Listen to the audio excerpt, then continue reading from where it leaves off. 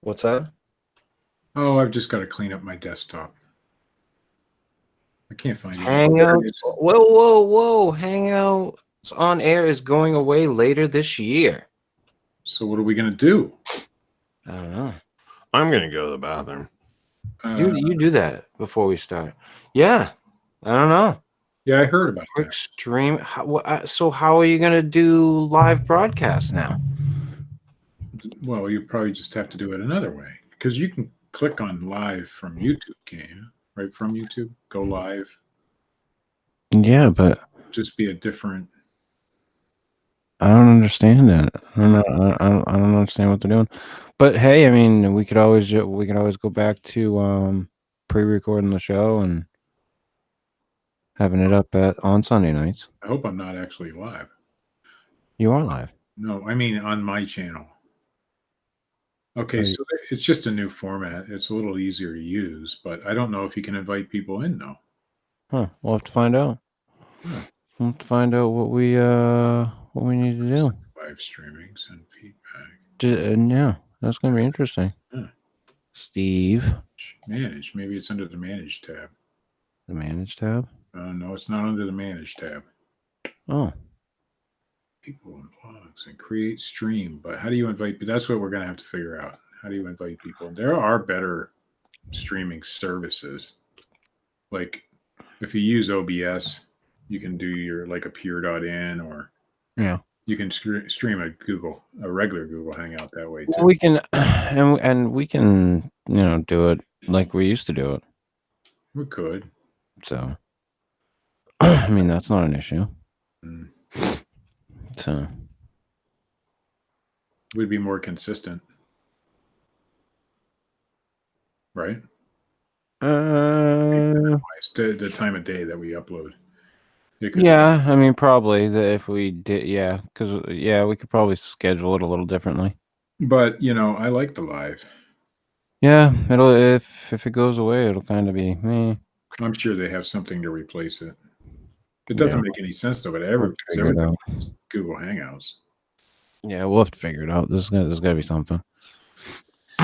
After I just got a soundboard that works through Google Hangouts.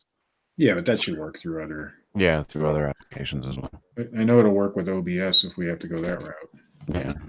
If I have to do some research to continue to do the show live the way we do it, so be it. Technically, with OBS, you don't even need a soundboard. You can make it work that way, but yeah. Oh well.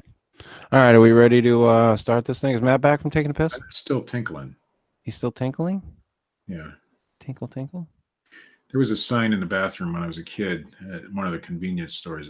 If you sprinkle or if you tinkle. Yeah, we've all seen the sign, Steve. Please be neat and wipe the seat. That's cute. Be a sweetie and wipe the seatie. Oh, bullshit. Yeah. Oh, he's back from tinkling. I'm back. Right. Were you neat? Did you wipe the seat? Did you wipe the seat? I raised the seat. But did you wipe the rim? I didn't hit the rim. Oh. Yeah. Swish. I didn't think I hit. Nothing but my wife tells me how much I hit the rim. Oh. When she has to go clean it. Okay. And then she makes me clean it once a year. Well. Yeah. Maybe she should. And then I say, I swear I never do it again. And then that once a year comes around again, and apparently I missed. It's your turn. Yeah. Oh, all right. I wasn't neat. You weren't neat? No, I didn't wipe the seat. Well, you are a shithead, Steve. So, there is that. Are you ready to begin, Steve? Yeah. Yeah. Yeah. You don't seem too enthused this week. Well, I'm on anti-anxiety medication right now, so maybe it's just like slowing me down a little bit. Oh. I don't know. All right. We'll proceed anyway. Okay, we'll try. All right, let's do this. Steve Alcorn's a fine investigator. Oh, fuck off.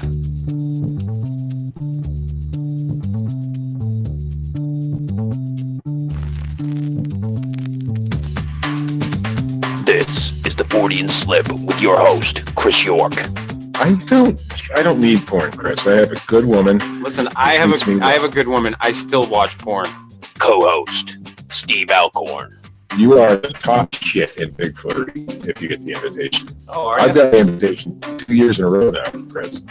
Wow. Not me. And sometimes special guest, Matt Knapp. It's part of growing older, you know? Maturing. Makes me more dignified and stuff. Okay, George Washington. I opted for the, Isn't that what the meth addicts say? That make me more dignified. Taking on all things strange since 2013. Wait a minute. I don't know what the hell. Are you saying that he's pregnant? Possibly. Was he implanted by one of these teenage aliens? Did that happen to Arnold? This device, which comes as part of Nintendo's Quality of Life initiative, is to He's going to have kids running around banging their heads off bricks. Yeah. You're about to witness the strength of creep knowledge.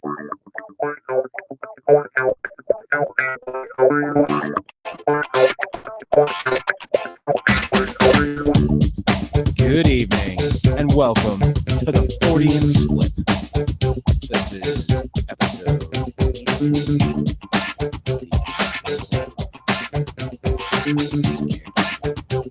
You talking, Matt? Am I talking? I can barely hear you, man. You can barely hear me? No. Let me kill that. Does that help? It helps. Yeah. Oh, yeah. Yeah, I can hear you now. Was that too loud? No. It's like whenever you have music playing, your mic level goes down. Oh, I'll have to mess with that then. Yeah. Mm. Stupid technical issues. Stupid stuff. It's called ducking, and it might be doing it the wrong way in part of the software. I'm gonna have to look at the preferences. You need to duck the music, not the mic. I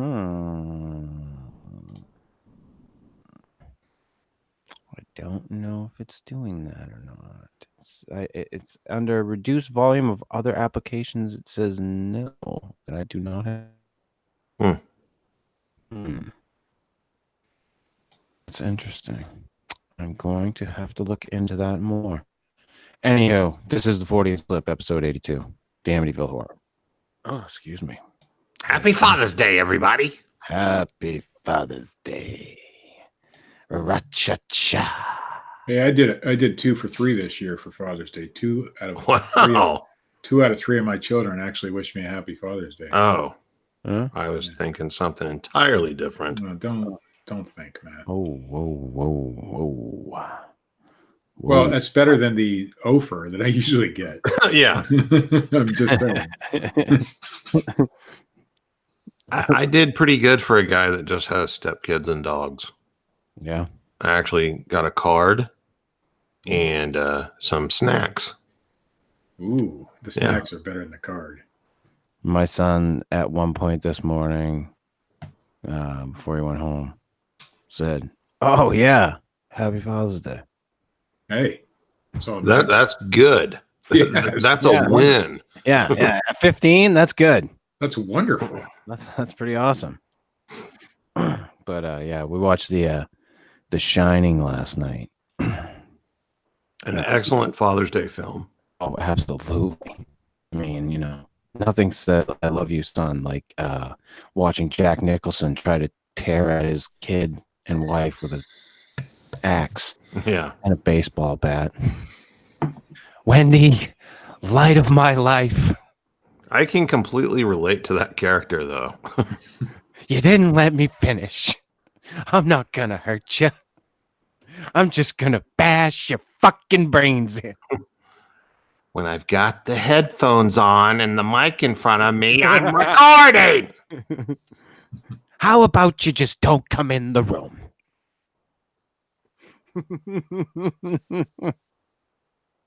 Great movie. That fucking movie. Oh god. And I The one thing that I noticed as I was watching it is it's one of those movies that the way that it was filmed, it holds up. Like a lot of movies, you look at them and they look older. The Shining doesn't look older. It doesn't have that older feel to it in that way. And the kid who plays Danny Torrance in that, holy shit. Just talk about on the nose. But you know, the reason being that I watched it was because the Dr. Sleep trailer came out. Yeah. Starring the great Ewan McGregor. And yeah, I am looking forward to that. So I wanted my son to see The Shining so that when we go to see Dr. Sleep, that he'll be, you know, not completely lost. Were you kind of surprised by Ewan McGregor like attaching himself to that movie? In a small way, yeah, but not really. Not really. I mean, this is a guy that did Train Spotting, you know, the 3 Star Wars prequels, The Men Who Stare at Goats. But I'm starting to wonder if he just has like this bucket list in his head of stuff like, to do. Yeah, like I want to be in Star Wars. I want to do a Stephen King movie. I want to work with Tarantino. And the thing is, he's a good actor. Yeah, he's a really good actor. So I'm looking forward to it. The trailer looks amazing. Yeah, it looks. I haven't read the book, and the other thing that my son was telling me is that his English teacher for next year, they're giving him summer reading, and he knew that 2 of the books that he could select from were The Shining or Salem's Lot. And I was like, oh wow, give me the list, you know, bring it over and I'll read whatever it is with you. Because I'm a huge fan. And there's some of King's stuff that I haven't read. I've read a ton of it, but there's a lot of it I've never read The Shining. And I've never read Salem's Lot either, believe it or not. But there's a ton of it that I have read. So I was thinking about, you know, just reading with him whatever he decides to read this summer. So we watched that, and miraculously, and I brought it up, we went into watching The Men Who Stare at Goats. Because I was like, hey, have you ever seen this? And he's like, no. And I had watched it like 2 nights ago. And I was like, oh, this movie is so good. So I was like, you have to see this. And I had also looked into, I'd gone down one of those things where, excuse me, I had watched The Men Who Stare at Goats. And then I went, how much of this is really real? And I looked into it and I went, oh my God, there's quite a bit of this is pretty real. The guy that they modeled the Jeff Bridges character after is fucking spot on. Like right down to the last detail. It is uncanny how crazily close they got to this guy by picking Jeff Bridges and the way he played the character. And this guy actually existed. He went to Vietnam. He noticed that the people in his I don't know, platoon, battalion, whatever, they were all shooting high. These fresh soldiers, they weren't shooting at the enemy. And when they lost in Vietnam so poorly, they realized they had to do something. So they sent this guy on a I don't know what you fucking call it, like a fact-finding mission, and he just went and did everything. Drugs and fucking naked fucking hot tub sessions, and the stuff that they show in the movie, he really did that shit. All on the military's dime. Sounds like a great scam. You know, all to create this new Let me soldier. find out if it's this. But it wasn't a scam. He was like ordered to do it. Yeah, no, and he truly believed in it. And they showed like the other thing, the in the movie, The Men Who Stare at Goats, they show this weapon that they use called the Predator. There's a video for this fucking Predator where they show a guy, using this on people that is way better than the George Clooney little thing in the fucking movie where he does to Ewan McGregor, where he's like, fuck, shit. But yeah, and I went down this little hole. Like I was just like, oh, this is fucking cool shit. Like how much of this really fucking happened? Like the remote viewing programs we know happened. Right. And that movie talks about like MK Ultra and a bunch of other stuff, but I was astounded when I started looking into it, like how much of this stuff was real. And one of my favorite movies. I just thought it was hilarious, like these Jedi warrior soldiers that they were making, and this was a real fucking program. Yeah, that was crazy. Because whenever you watch the movie, it just comes across as like, oh, this is a clever idea.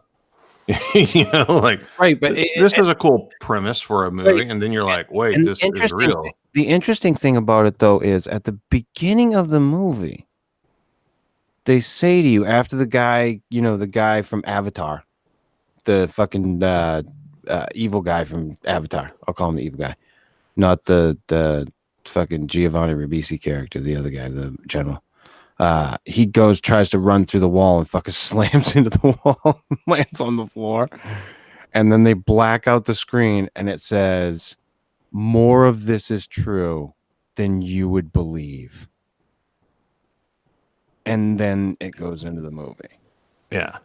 And I like how they did that, because obviously a lot of it is like they changed the name. Like the name of the guy is Bill Django in the movie, and his name is something different. It's like Jim something. But it just makes me wonder how much of this was really true. Like how much of this shit really actually happened. I went down one of those holes, man. A deep one. Steve, I thought you would like that story. I do. It had everything. It had father. He's staring at a goat right now. Oh, he's trying to stop the heart of a goat. Steve, how you doing? Is the goat still not dead? We'll get back to you before the end of the show. We'll check back in with Steve on his goat killing process. We figured if any one person on this show could kill a goat with a stare, it was Steve Alcorn. It's not working. No? No. Are you not feeling it? I'm trying it. He said he could feel like the pulse of the goat inside him. Sweetwater legend has it. Say that. Yeah. Because I know where you're going. The only time he feels the pulse is when he gets a little excited down there, if you know what I mean. No. Well, he has those anti-anxiety. And then it's like that throb sensation. I do not feel goats. You don't feel goats down there? No. Oh, okay. Let's just check in, making sure. I don't want to confuse you, Steve. I'm not confused. Okay. You're doing okay, though? I am. All right, good. No problems in the life. Nothing going on. No. I should know this before I come down to see you, Steve. Well, my wife likes to throw things, but it's all right. That could be a problem, Steve. Only at people she doesn't like. Steve, that could be a problem, Steve. She doesn't throw. I mean, seeing how you told her that I told you to go to the bunny ranch in Las Vegas. Hey, don't we have like a topic to talk about or something? No, we don't need to cover this. We can cover this. I don't really see any need to. We can cover this. Why? Because you're the one who actually told me to go to the bunny ranch? I didn't. I never said such a thing. No. Matt did. Oh, okay. I related to my wife incorrectly. That I did. Yes. And she never listens to this show, Matt, so you're safe. See, that's the whole thing. Like, you don't need to worry about getting Sorry, caught, Maddie, except by the people who listen to the show. Matt ain't coming here anyway, so. Yeah, and you'll be fine. You ain't gonna get anything thrown at you. I will. If I ever want to see Matt, I'll have to go to Oklahoma. You gonna go down to Oklahoma? Well, there is a good song about it. I'd like to check it out. You gonna check it out? Mm-hmm. Nice. I could call this song Oklahoma. What?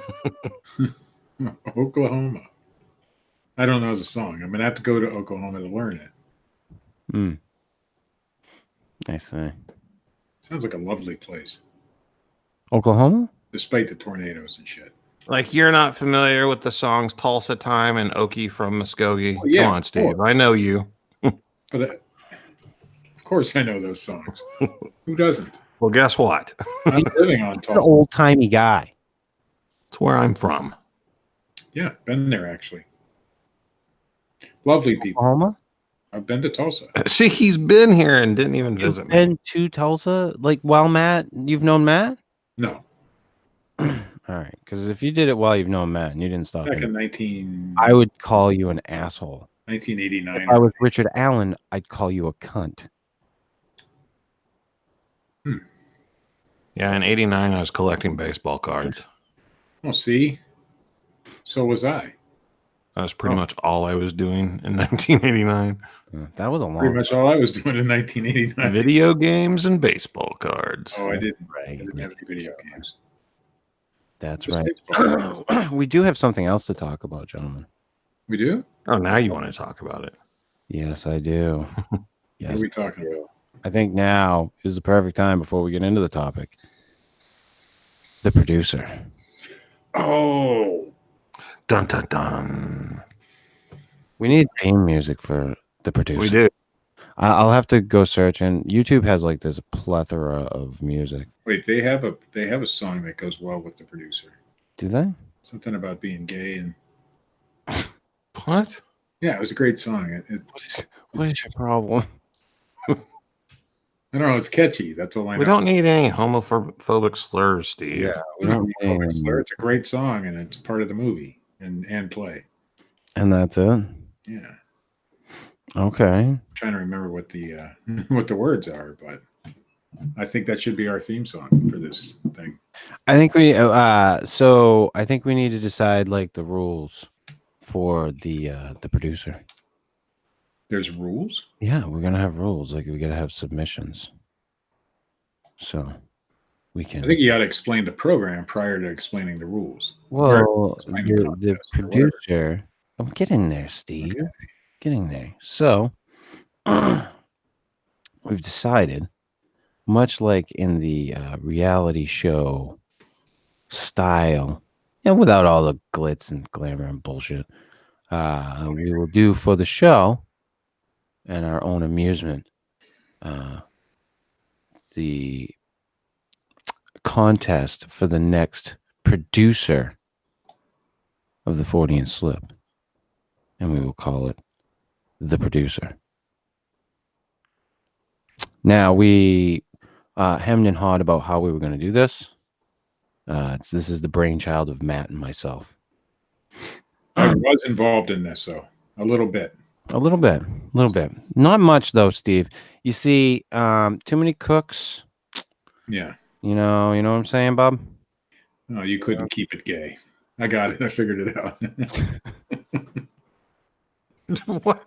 I have no idea why you put that in at that point because it just made me look bad. Oh God, Steve. Hey, keep it. So yeah, we have decided to hold a contest for the next producer Really? of the Fortean Slip. Richard, fuck off, Richard. You're such a prick. What did he say? Since I'm Do not. not, do not enter. It's not worth it. Well, yeah, because he wants to win. He wants his old job back. That's what it is. We brought it up last night on Squatchable. see. He asked what was going on, and I brought up that we're going to be doing it. And his response literally was, Ugh. He sounded real excited about it.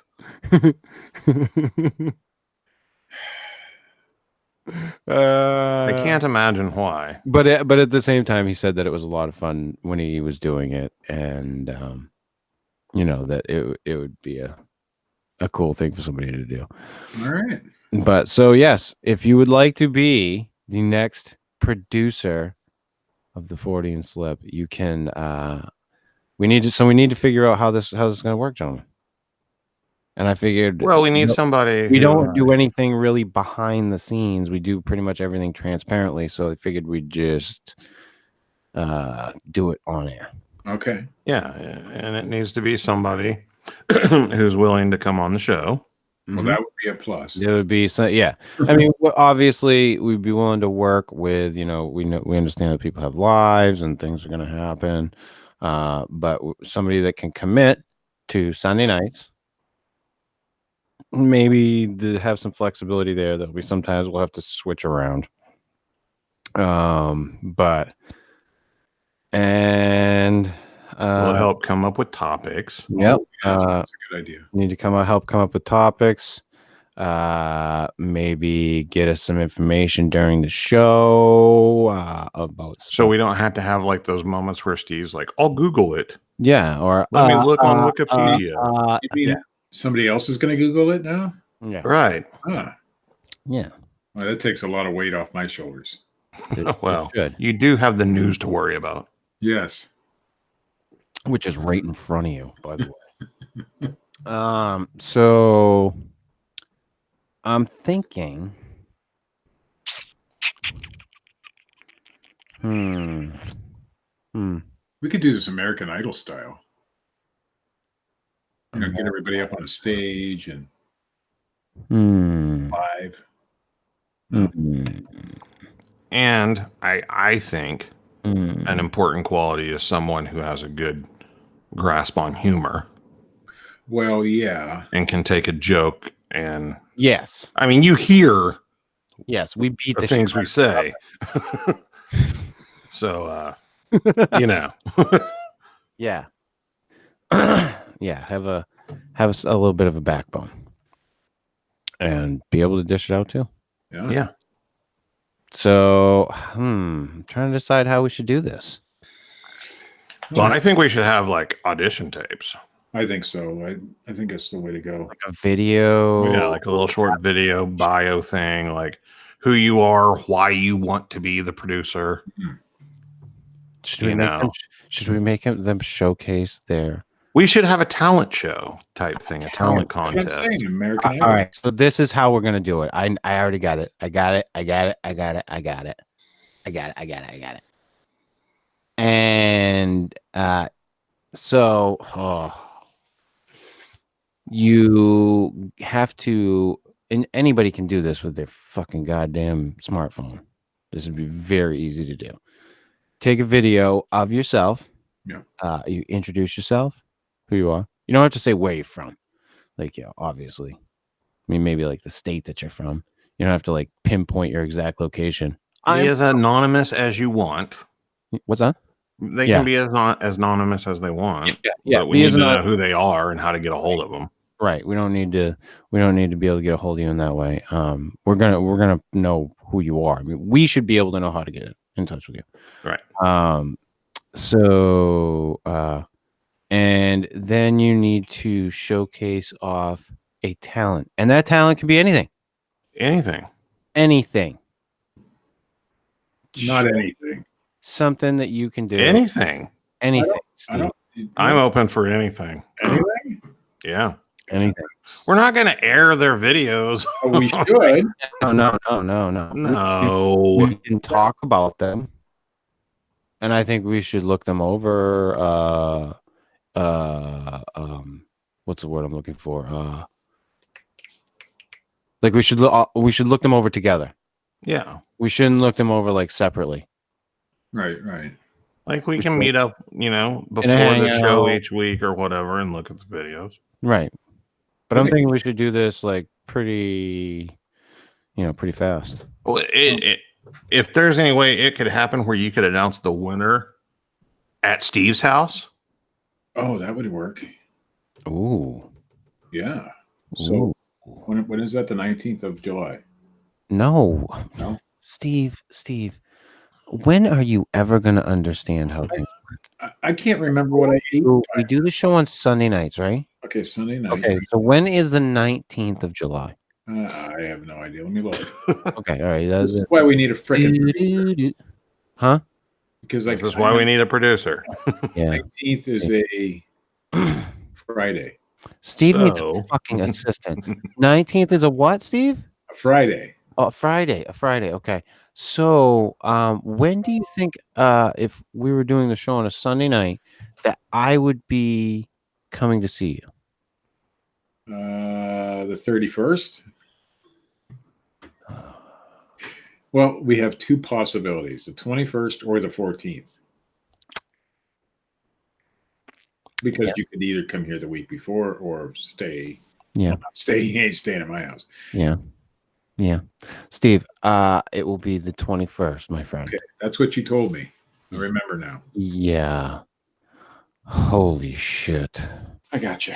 21st. So this. So that actually is not a horrible idea. No. We could do that. Gives you guys a month. Mm-hmm. So you got a month. We will be bringing it up every week.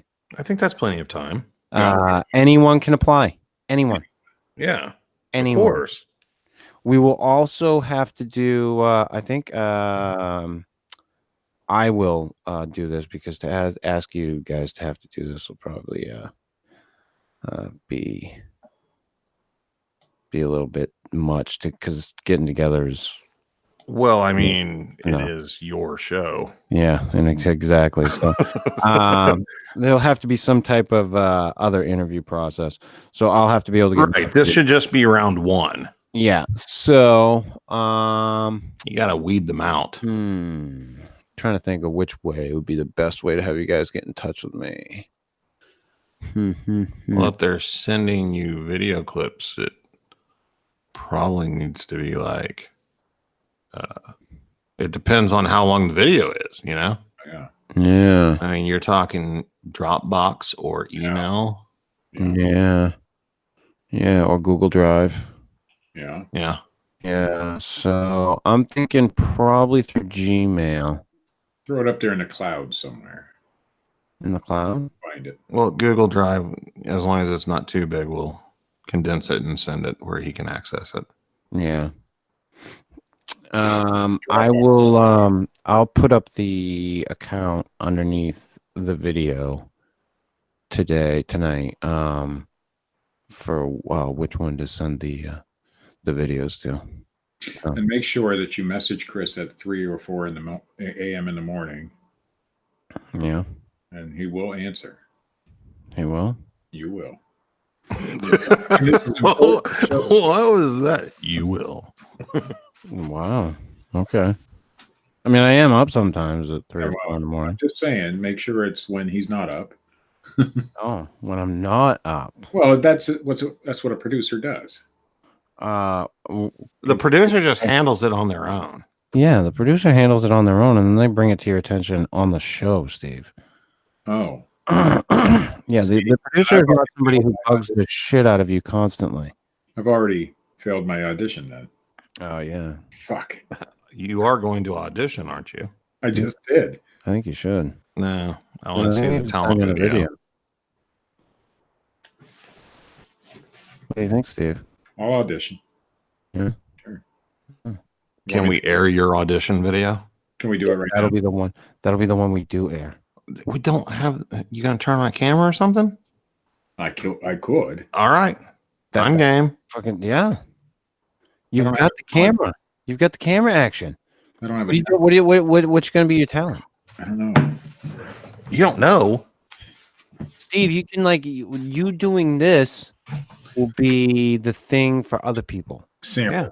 The sample video. Right. You'll be able to show them what to do. Like this is what, Steve's the example. He's setting the bar. The bar is going to be set pretty high if you go in Alcorn. That's the Out the Sweetwater gate, Legend. Alcorn out the gate. Dude, I'm telling you right now, if he pulls his dick out, that fucking I'm bar. not doing any of that stuff. That's going to be a bar. All It is right. YouTube. We might have to switch to Pornhub for that one, Matt. All right. So Well, we can just jump on Alcorn's account. Here it is. yeah. I'm coming. There I am. Whoa, there he is, ladies and gentlemen. Listen, I mean, Alcorn Live. let's present him to everyone, ladies and gentlemen.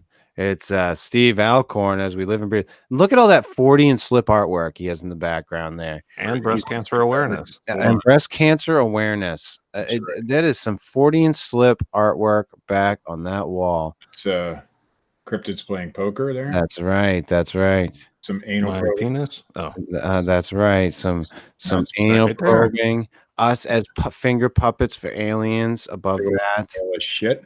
And yes, us doing the Halo jump from the Godzilla movie. There's some Bigfooty stuff over there. See that? Yeah. yeah. Yeah. And, There's some stuff. because this breast cancer awareness is because a friend of mine had breast cancer, so that's what that's for. And Of course. she's Of course. Save the tatas. save the tatas. I don't think we have to be use that to save the titties. All right, I'm ready to audition. All right. You're auditioning now? Yes, What is your talent? you'll find out. Oh, all right. So your It's name not is selling us you something, gotta, is it? you gotta start with your name. Okay, and then what? Is it Jim James? Jim Jones. I am Jim Jones. Not Jim Jones, the Sasquatch dude. What was that? We got to do this like they do on TV, like American Idol or whatever. Booger. Okay, what's your name? Pick it. No, it's just Go dark pick it. hair. Get right up in there. It's just dark hair. Oh, okay. Yeah.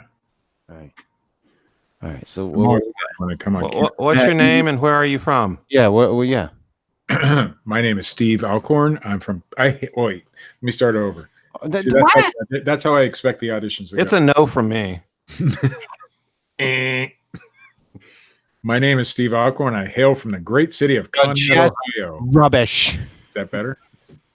What are you going to be doing for us today, Steve?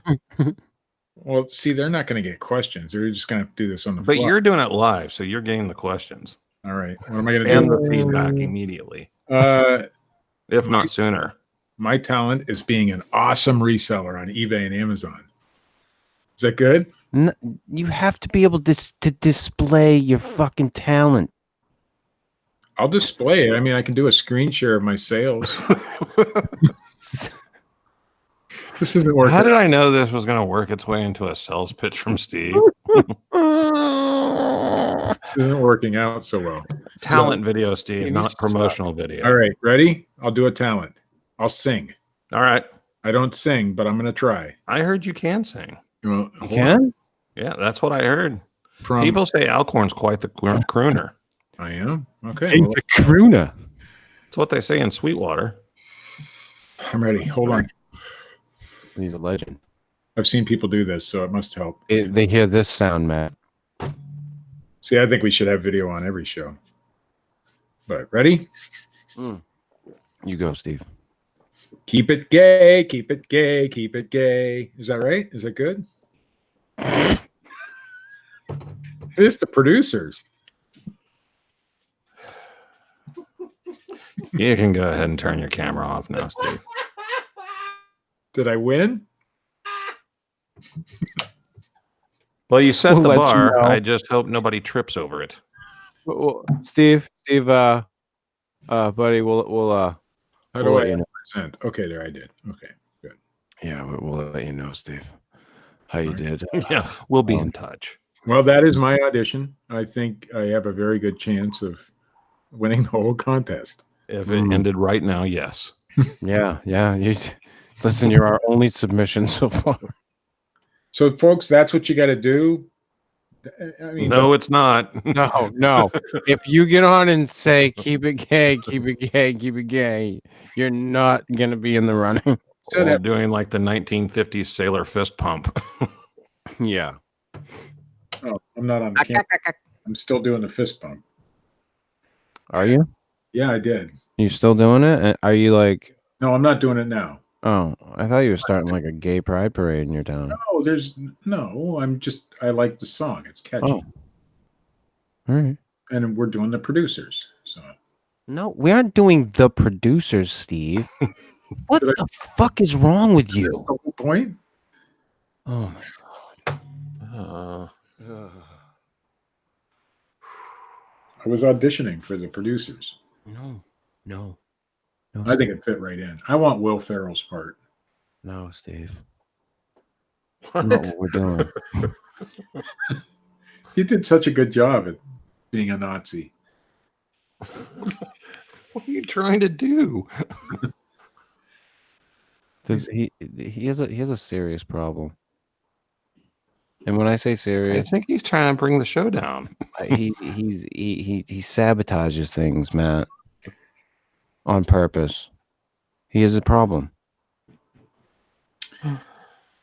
By the way, all that artwork was done by the great Fred Dunn. That's right. Dred Funn on YouTube. Check him out. By the way, Go. Hey, he went to a wrestling event recently Yes, he did. and took some pictures with people. Yes, he did. One in particular that Yeah. I was fond of was a picture he took with Mark Henry, the world's strongest man. And I have to say, after seeing Fred standing next to Mark Henry, who appears as he's lost quite a bit of weight since he was, actually wrestling the last time I seen him anyways. But still, he's Mark Henry. He's a big dude. After seeing Fred standing next to some of these wrestlers, I'm kind of intimidated by Fred now. Fred's a big dude. Fred's a big dude. Listen. If Fred punched you and connected with your face, goodbye face. Yeah, that dude is big. I was Fred is a impressed. monster. I've never seen him in photos with people who I kind of like, Yeah, it's always with like his grandkids and shit. And you're right? Like, oh, where he's like just dominating everybody. look at those little things. But now I realize those are full-grown adults. Like, those aren't little Those are his kids. teenage grandkids. Yeah, Why is he playing trucks in the sand with them? yeah. I hope Fred auditions. I think you're good. Fred, I'm telling you right now, Fred does those rap battle things Yeah. and stuff on his channel. Oh, Fred's the best. Yeah, I'm telling you, people, if you're not checking out Fred Dunn, that man is blowing up right now. Blowing up. Check that man out. Get some of his artwork before you can't. I did. I'll tell you that right now. If you can pay him now to get some commissioned artwork, do it. Because I'm telling you right now, his schedule is filling up. He's gonna be a somebody. Busters. He's everywhere, dude. These Comic Cons him and his wife started going to, they're doing very well for him. And it's about time. Yeah, it is. He's a great artist. He does amazing work, and the stuff that he's putting together now, I absolutely love it. So, on to the topic at hand for the night. I screwed the fucking pooch. That's the top. No, I didn't screw the pooch. What happened was, and I told Matt this before the show, I started going down the whole Ed and Lorraine rabbit hole, and I started popping up videos on YouTube and going through them, and I was looking at these little shorts at first, and then I popped up something on the Amityville war. And what I came to realize is there's just too much to do on Ed and Lorraine Warren in one show, I think. And Matt totally agreed with me. Like, there's just too much shit. Like, you could do a whole podcast just on, a podcast, not just one show, but a podcast on Ed and Lorraine Warren. I think that's what you said, right? Yeah. Yeah.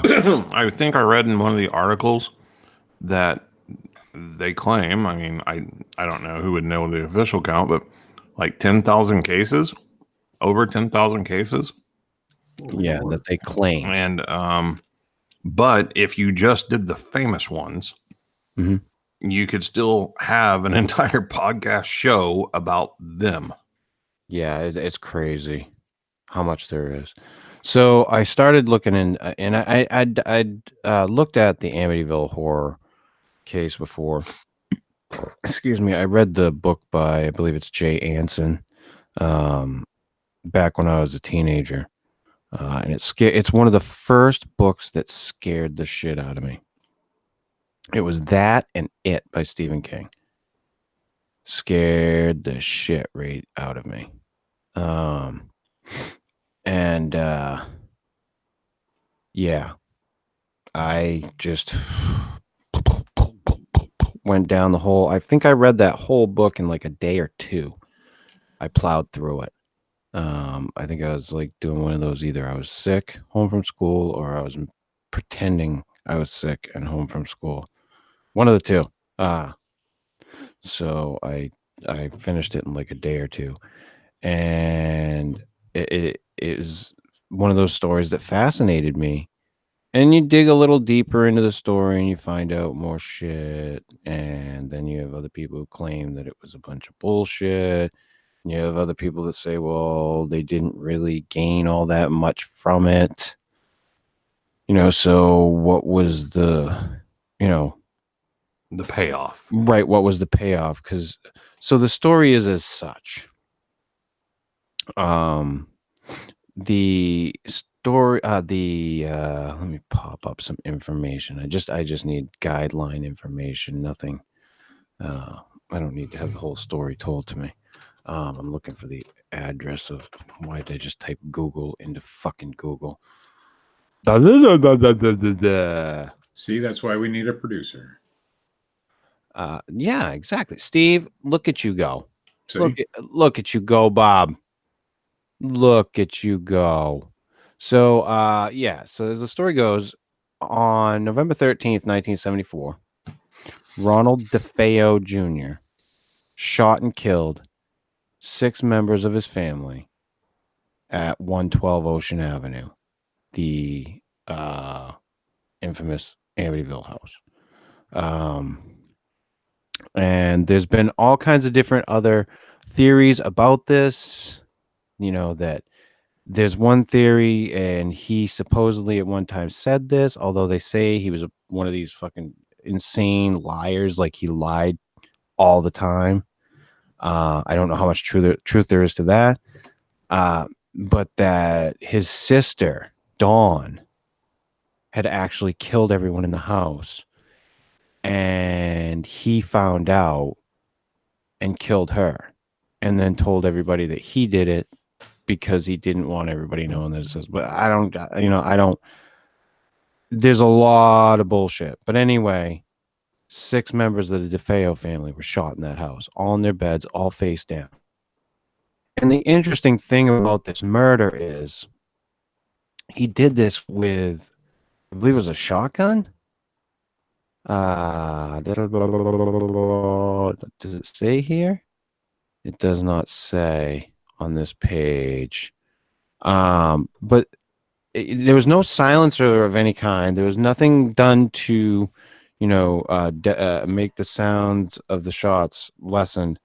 No one moved. No one stirred in their beds. All face down shot. Nobody putting up any type of fight. Nothing. And he went to each room systematically. And that is one of the things about the original. This isn't even, the Amityville horror story. This is what happened beforehand. And he also claimed that he heard voices. But again, he was known to be this liar, they say. But yeah. Are you going to lie about killing your whole family? He at one point tried to say it was his sister, and at first he tried to say it was somebody else. It wasn't until they I think he tried to blame it on the mafia at first. And when they finally figured out that it wasn't, he came clean like almost immediately, I believe it was. about the murders. Hmm. But yeah, The whole thing's just very it's very weird. odd. Yeah. The idea that 6 people in a house, kids, pretty much adult. I think his older. I think it was his older sister, or she was pretty much an adult. You know, an older teenager, and his parents. And he shot his parents twice. All the other kids were once, but he shot his parents twice each. You know, so a little bit of overkill there. Well, they're bigger. I didn't know if you had it or not, but I sent you on Facebook if you wanted to share it. The famous Ghost Boy photo that they took in the house. That Ed and Lorraine Warren, right? Yeah, who was supposedly of his younger brother that he one killed. of the younger brothers. Yeah, I will save images. Save it right there. Yeah, I can pop that up in just a minute. What were the family dynamics of this family? Were they all a little nuts, or? I get from what I gather, there was, there may have been some mafia ties to this family. And there may have been some other fucking shit that was going on. The son was fucked up. That much is known. Clear. DeFeo Jr. was fucked up. I mean, before this, I guess. So there's some weird shit going on, but people have to remember this is before the Amityville horror. Right. I'm just trying to figure out how they didn't know that people were being shot, and they just stayed and well, that's part of the story that came out later. Okay. Yeah. Like the events that took place in the house, the history of the Amityville house is the entire family was murdered. The only person alive in the house was this guy who at first said that he didn't do it. Right. But then later on said he did. Yes. The part about all the weird spooky stuff about him being possessed and everything came out later, right. Which his attorney eventually said that him and was it the Warrens? No, him and the Lutzes actually made up the story while they were drinking. But to me, that never made any sense at all. Yeah, no. Like, why his attorney would hang out with the Lutzes, why his attorney would be drinking with the Lutzes, why his attorney would be like, hey, let's make up this story about what really happened. Right. Yeah, then none of that would make sense. Who exactly are the Lutzes? The people that moved into the house later. Yeah, right. They're the people that the Amityville horror is based upon. Okay. So I can see them making up a story if they thought they were going to benefit some way, but the original guy and the attorney that represented the original guy wouldn't have nothing to gain from any of that. Well, why would your attorney? I mean, maybe it could happen, but your defense attorney makes up a story claiming that you really did do it, even if you were possessed. I don't think that would be cool. No, but it would work for an insanity defense, maybe. And maybe, but this happened after the fact. So after he was convicted and all that stuff. So there was no. I would assume he was already convicted by the time the Lutzes lived there. All right. Maybe the attorney is just trying to make some money on the side. I don't know. Yeah. I don't know. But all I can tell you is that the Lutzes moved in.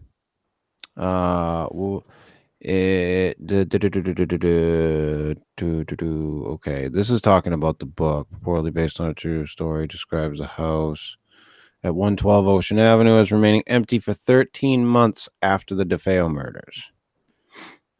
And then George and Kathleen Lutz bought it with their 3 children, which Kathy had from a previous marriage. So George was their was their stepfather. Now, interesting note on this whole thing is that I guess George was a fucking asshole to the kids. That's the story. And that is the story. Now, they claimed that a lot of shit happened. One of the things that I thought was kind of weird but at the same time can be explained away is that George would wake up around 3:15, and that was like the time of the DeFeo killings. But that just could have been something that they threw in there if they were trying to make up a big hoax.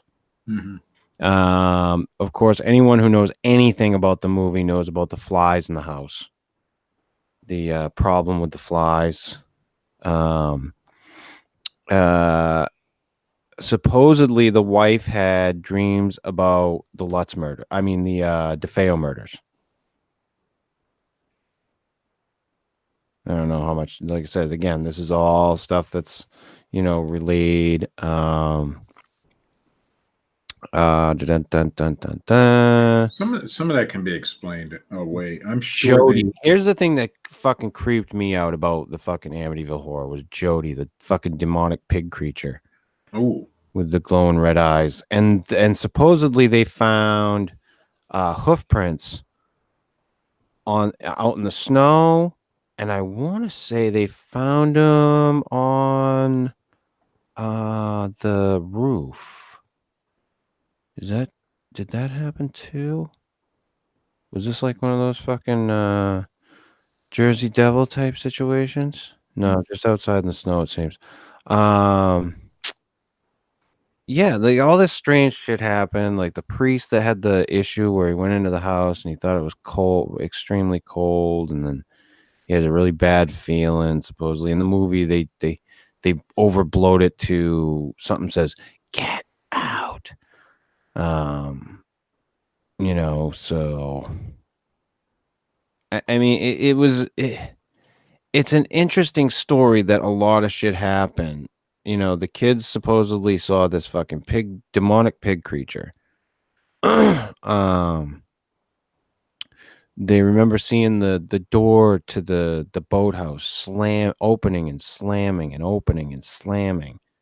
They actually saw Jody the pig creature. Like it wasn't just like an imaginary friend that that Missy had created, their daughter. There's just all kinds of weird shit, and they wound up leaving in the middle of the night. They left. I guess as the story goes, the members of the Lutz household were levitating above their beds. And when they finally were able to get themselves situated, they called the priest, and the priest was like, I think you should stay somewhere else. And they left in the middle of the night in their pajamas. And at first they thought they were going to go back, but they wound up never going back to live there. I think it's also important to say that, like, I mean, we're going off what, fourth and fifth hand people are saying, but according to the story, all that weird stuff with the pig creature and the dreams and all that happened before, or was happening before they had knowledge of the murders taking place in that house. So that was going to be my question, because nowadays, if a murder occurs in a house, a realtor, at least where I'm from, and I'm pretty sure it's everywhere, has to tell you. It has to be disclosed that something like that happened in the house. But I'm going to guess it didn't have to happen back in those days. Well, from what I read, my understanding is they were already having weird stuff happen, and then they learned about the murders. So it wasn't a case of they knew about the murders and then all this stuff just manifested. Well, were they originally from that area, or did they move in from out of town? That would be interesting to know because anybody in that area would know about the murders. You know what I'm saying? Right. Prior to buying a house like that, you would. I mean, it's local legend, obviously. By that time, 13 months later. So, And they could, whenever they went to look at the house, nosy neighbor or something, somebody. And I think they said that, like, ultimately, like, the Lutzes, what they wound up making on the Amityville, the whole thing, like, what they got out of it was, after taxes and everything, was like $300,000. That was in those days, it was, and it made like millions and millions of dollars. Oh yeah, and that's normal though in those kinds of situations. So, I mean, it has been argued that they didn't stand to make a lot of money off of this. So why did they really do it? That, and I don't know. Well, I was wondering, but in steps, Ed and Lorraine Warren. Yeah. Who's actually who we wanted to talk about tonight. But and maybe I need to figure out a better way to do it. However, the one problem I had is, like, they instantly say that Lorraine, when she went into the room where DeFeo had killed his brothers or something, she, that one of the rooms there, she reeled back, whatever. It's like she could have found out what room that was before she got there. Well, yeah, I'm sure she had knowledge of some of it. Like, that's the stuff that I tend to have disbelief with when it comes. Well, she absolutely had knowledge of it before they went there. I mean, that's why they were there. Right. Well, and plus, how many published articles about that? Just the killing itself, not the weird stuff. Happened. Right. There had to have been articles about it. That's why I'm saying I find it hard to believe that the Lutzes didn't know before they bought that house. Right. That something happened there, because it would have had, like you said, nosy neighbors. Somebody would have said something, and it wasn't like out in a rural area somewhere. It was, isn't it in town? Like Amityville is a pretty. I mean, there's other houses right near there. Oh yeah. This house. So it's like it's not like where it's not like a singular house by itself. In fact, the house does not look anything like it used to look like. Yeah, they've completely remodeled it. Completely changed it. It doesn't have the same type of, like, the way the windows were before. It almost looked like the house had eyes. But, like, if you lived in that house, I mean, I would have done the same thing. Oh yeah, well, the problem that they had was with people stopping on the side of the road to take pictures, and Yeah. it was a real problem. So they remodeled that whole side of the house. Clearly, this is the picture that was taken by I think it was Lorraine Warren. Was she the one that actually took the picture? I think it was Ed. But supposedly, Sure. and I want to say that this one's been debunked though, Matt. It doesn't. Well, look like yeah, they think that it was one of the investigators. Right. Well, it was their kid. Yeah. But they claimed that this could have been, the spirit of the murdered DeFeo boy, John. So I mean, I just don't know. With a lot of this stuff, you get these people, like, that come onto the scene that are these paranormal investigators, and I don't know how much of it even amounts to anything. Like, if, like, so Matt, let's say you and I decide to become paranormal investigators.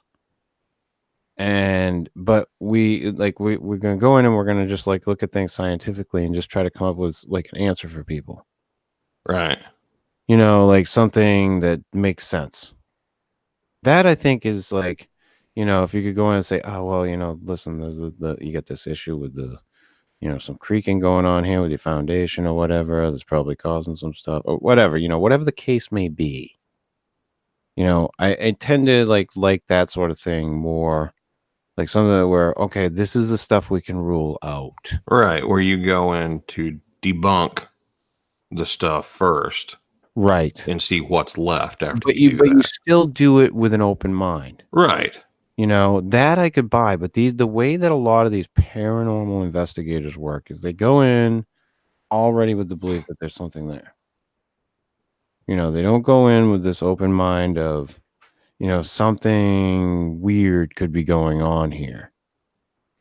So I don't know how much, you know, how much Well, there's also like 100 or more different variations, but a lot of them, especially now, and as was with the Warrens, get a lot of their results, quote unquote results, and information from a psychic in the group. Mm-hmm. yes. Not from actual events that happen. Right. I feel this Right. in this room. And I just did a show with David, and I'll make no bones about it. Which this is a very weird line for me. I am a very spiritual person, so I believe in things outside of the realm of possibility. However, I'm also a realist. So we just did a show on like psychics, and we'd watched An Honest Liar. Mm-hmm. And gone over like him trying to debunk all the people like the Peter Popovs of the world. And Matt, you and I had talked about it, like the Long Island psychic, Yeah. for what is it, Caputo? Is that Yeah. and John Edwards. And these people are charlatans. They're absolute charlatans. They propose that they can do these things, when in fact, if you look at their entire body of work, instead of what is just shown to you in these very highly edited shows that you see, if you saw the vast majority of what they do, they're horrible at what they do. Absolutely horrible. Well, I mean, with the claims that they make, absolutely. Yeah. But a person could argue, not defending charlatans who scam people for money, but I mean, it can also be looked at the way of, if you're going on something founded in faith, instead of like, actual physical evidence of something, sometimes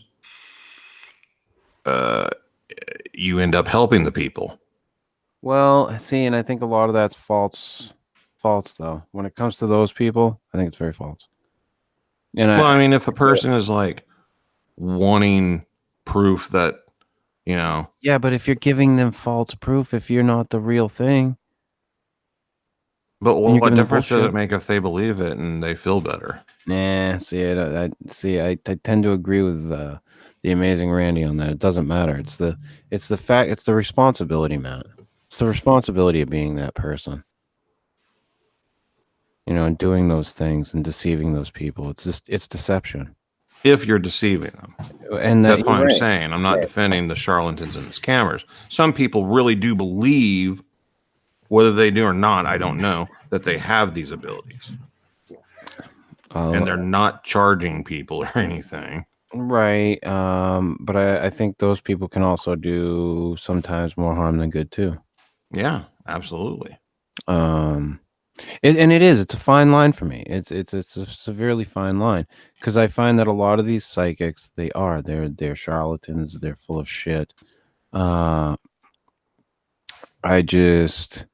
don't have much faith in them. And I used to be one of those people who read tarot cards and tried to do things to divine the future. But what I came to realize, which is what most people who are rational, who have any type of analytical mind, will come to, is that these things are much better designed to help you better yourself. I hate to go back to The Men Who Stare at Goats, but he talks about optimum trajectory in that movie. And I believe that these systems are good for optimum trajectory. And that being, your life is kind of like a river. That river is going to go the way it's going to go. You're never going to be able to really change it. You're never going to change the river. But what you can do is understand how the river goes, like the course of the river, and maybe put yourself in better positions. That was deep. That is very deep, isn't it? Optimum trajectory. Mm. So it's a thing that I think if people looked at it that way, especially people who are going into these traditions, whether it be shamanism, ritual magic, Wiccans, witchcraft, it it's a better way to look at it than this idea of divining the future. Understand the path. That's the way to go. Now, and that's the way I feel about it. But let me present this. Sure. If there's stuff out there, whether they be personal abilities, spirits, whatever, that for whatever reason cannot be recorded or measured by any of our instruments, that doesn't mean they don't exist. So how do you see? Here's the thing, Matt. I've had instances or things that have happened that have been very weird. Right. And you know that they happened. Yes, absolutely. My aunt had a house. Actually, she still does. It's a rental now. My cousin was living in it at the time, and I wound up renting a room from him. And him and his wife had gone away for the weekend, and they had said something to me about the place being haunted. I was like, whatever. And I'm diligent about making sure everything's off when I leave. It's just one of the things I do. And other people do have keys to that house, but I don't believe anybody else in my family went down there to play a prank. It's totally possible, so I can't rule out that possibility. But when I came home one night, the lights were on upstairs. And I knew damn well that they were off. And I didn't go upstairs for like half an hour. But, at the same time, I still have a rational mind. I went upstairs. There was nothing going on up there. There's nothing weird going on. I lived in a house, the first house I ever lived in, and it was a rental house. And there was a guy who had been addicted to drugs, and his parents were paying for the house and everything for him to stay there. That son of a bitch. Yeah, I know. But he overdosed in the house. And as will happen sometimes, this information was disclosed to me. It was believed that he overdosed intentionally. Yep. So I don't know which room it was in. I didn't, press it any further than that. But they had replaced the carpet and painted and everything before I moved in there. And there was a back bedroom that I did not use. Not because I got any creeped out feelings or anything like that. I just didn't have enough stuff. I was just, first move. So I kept that door closed. Now, the carpet that they had put in was brand new. So you had to exert actual force to open and close that door. It scraped the carpet. Numerous times this happened. And I'm not the only person that witnessed this.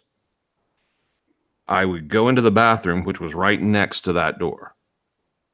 Whenever you come out of the bathroom, there were times when the door would still be shut, but the light would be on in there.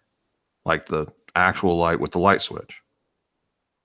Open the door, nobody's in there, all the windows are locked, turn the light off, close the door. Later on, you go back to the bathroom. The door's open now.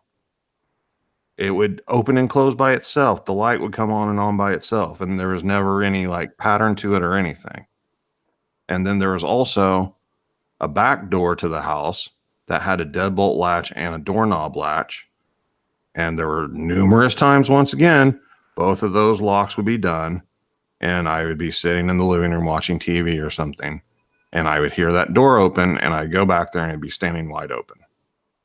The screen door on the back porch still latched. I eventually had to slide the dryer up against the back door to keep it from doing that. I didn't stay in that house very long after that. But like, I have no explanation for that stuff. Yeah. No, I also I used to have a roommate.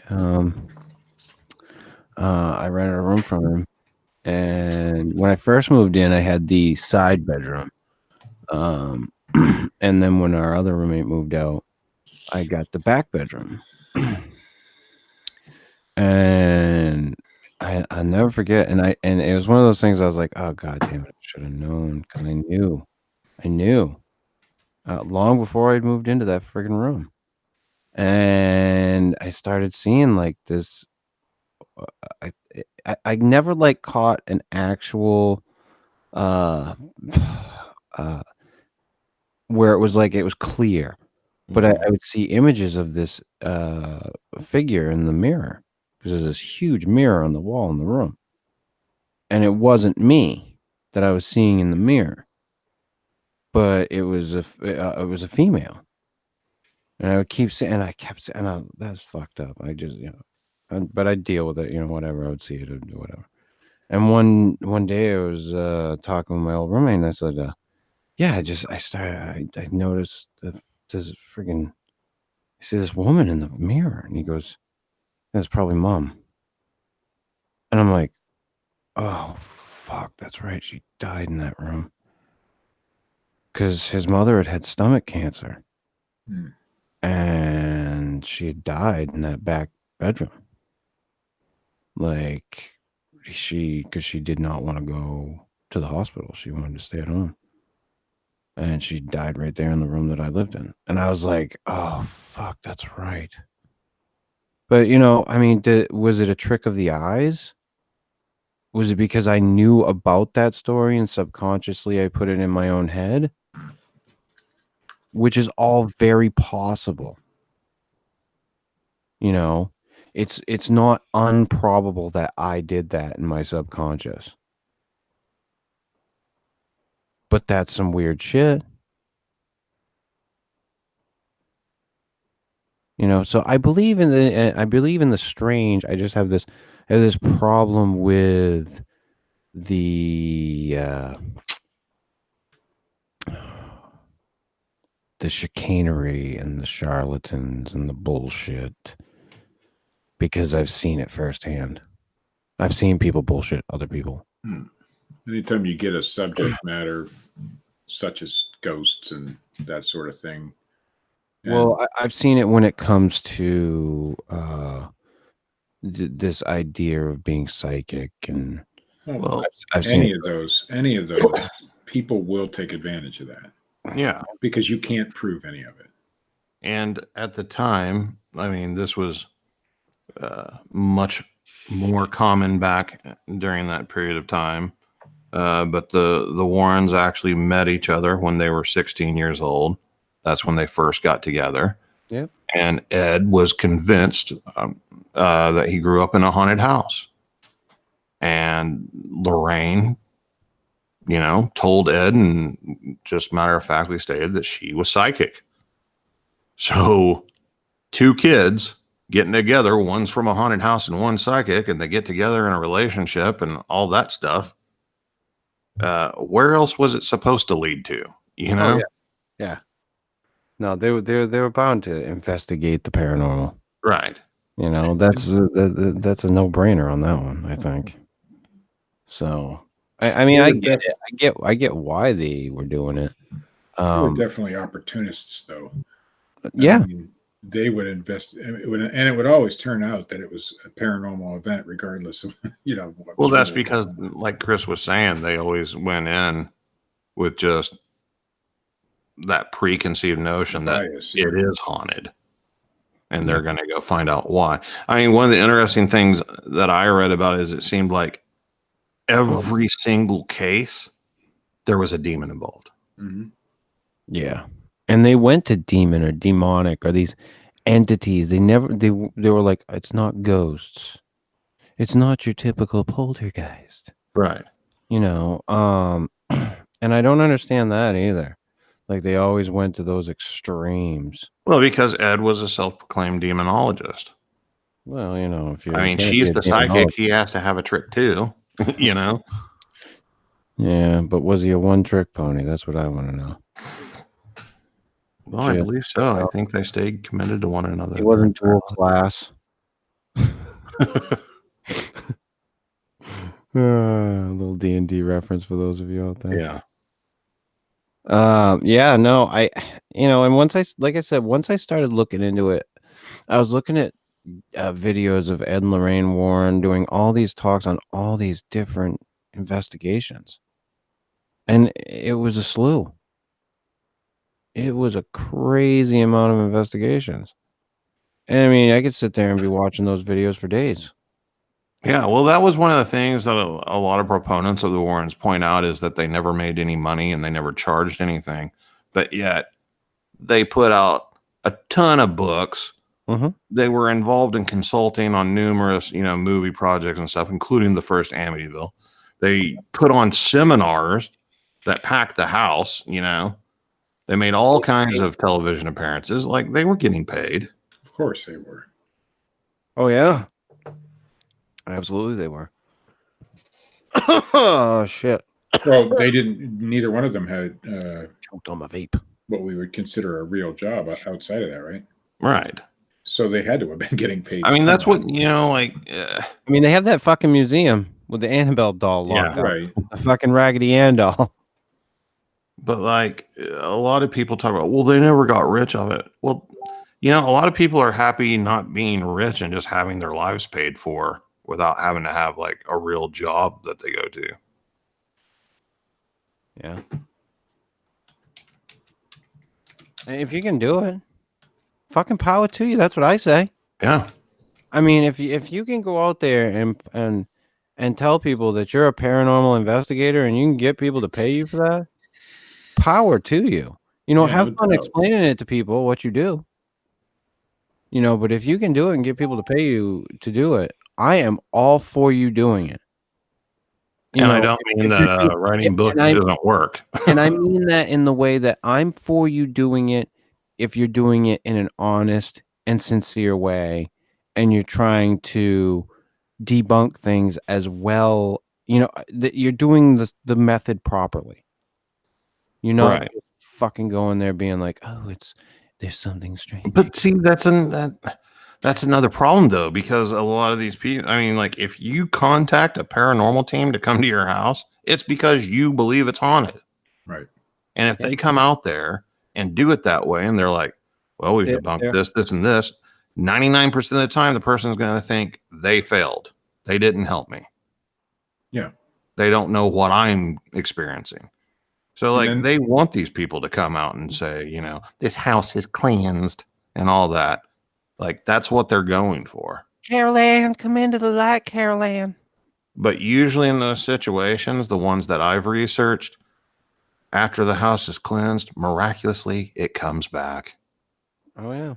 Because they want that. They want their house to be haunted, There's a if you live in an actual haunted house, you do not want to live there. You don't want it to be there.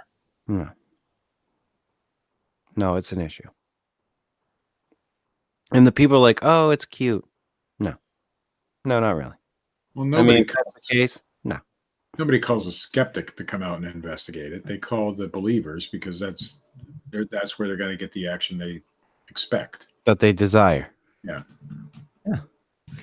And because they're believers, they're going to find that. I mean, they're going to find the evidence that supports what they think is going on, regardless. And it may not be that they're charlatans. It just may be that they're so intent on finding the evidence that they believe exists that they make it exist. And I think that happens in a lot of fields. Yeah, although Alcorn psychic, that's what I was just thinking. I am psychic. I don't think that's an excuse, though. I didn't say it was an excuse. I said, I mean, that's what happens. Right. I just don't think it's an excuse for. Yeah, but these people really truly believe they're helping people. A lot Even of if them. they Not truly, all of them. even if they truly believe, there comes a point where you understand what you're doing is bullshit. And I But don't care who you are, and I don't care Yeah. how much you believe in what you're doing. But That you come to that conclusion. And I don't, it two things happen when you come to that conclusion. Either you ignore it, which I think happens most of the time, and you just keep doing what you're doing because you're so much invested in it, or you just quit doing it. And that happens occasionally. People realize, hey, this isn't really what I thought it was. But right. I think it's the opposite more than not. I think people just they're so far vested in these things by the time they come to the realization that Oh yeah, they don't want to drop the Yeah. facade. and then they lie to themselves. They start Oh, lying to absolutely. themselves And about what's going on. the killer right there. Yeah. I And I'm mean, not saying I've said Ed and before, Lorraine were I've said before, like the biggest thing that I learned about addiction was you can lie to everybody on the fucking planet. Everyone. That does. I don't think that destroys you inside nearly as much as when you lie to yourself. The minute you start lying to yourself, you start just destroying or deconstructing who you are. And that in and of itself, Steve, is a problem. Mm-hmm. Well, we've seen it happen several times where People do it all the time. well, in the fields that we've been involved in, we've Oh, seen fuck. it happen in front of our eyes. Oh, yeah. People change. I saw people, and I won't name names, who were very scientifically oriented, and it's Yeah. not the person that you're thinking of. And by that I mean the one that lives in the state that Yeah, I know. changed their whole outlook on the research of Bigfoot. And I'm baffled. I'm baffled. I'm baffled that this person that I knew as very scientific minded and informative, and whom I could ask questions and they would come back and be like, yeah, no, this is how it works. Like scientifically, like this is how it really works. And to go full blown fucking other direction, I don't get it. I don't fucking get it. I don't either. It's a weird. I think that is something that should be investigated more than the phenomena. Seriously, So why it do happens. people make these? It happens waves? everywhere, and with Ed and Lorraine Warren, I think and I think this is a rabbit hole we could go down many different times. There's so many different cases involving the Warrens. With Ed and Lorraine Warren, I think you're right. I think they were opportunists. I think that they took these cases. They weren't there boots on the ground while this stuff was happening. No, at Amityville. They came in after the fact. they always came in after the fact. Obviously. So in and of that, I don't know. What is it really? It's Monday morning quarterbacking. And you said something about the money. It doesn't matter if they never made a dime. Sometimes it's the recognition that matters to people. Yeah, no, absolutely. And they were known. They were the go-to people for a very long time. Well, in the paranormal community, I mean, I just sent Chris something yesterday. These people are revered as like the cream of the fucking crop. Oh yes, yeah. Like they are idols in the not the Bigfoot, but the ghost world. Like, right. Paranormal enthusiasts. I hardly ever see anybody bringing up anything negative in regards to the Warrens. Maybe 1 out of every 100 comments, and people post about them all the time. Yeah. Yeah, it's very rare that you hear somebody bashing on them. And I'm not even bashing on. I don't think we are bashing on them. I think that we're just trying to understand. I agree with you. I think they were opportunists. Yeah, I think so. I mean, you have to be in that situation to have investigated that many. How many cases did you say? Over 10,000? Like 10,000? Yeah, you have to be an opportunist. But maybe because of their fame, they just got called on a lot more. I don't know, but they got the fame If you somehow. stare into the abyss too long, the abyss looks into you. Well, early on, this was actually something that I thought was kind of cool. Ed went to the Navy. He was in the military.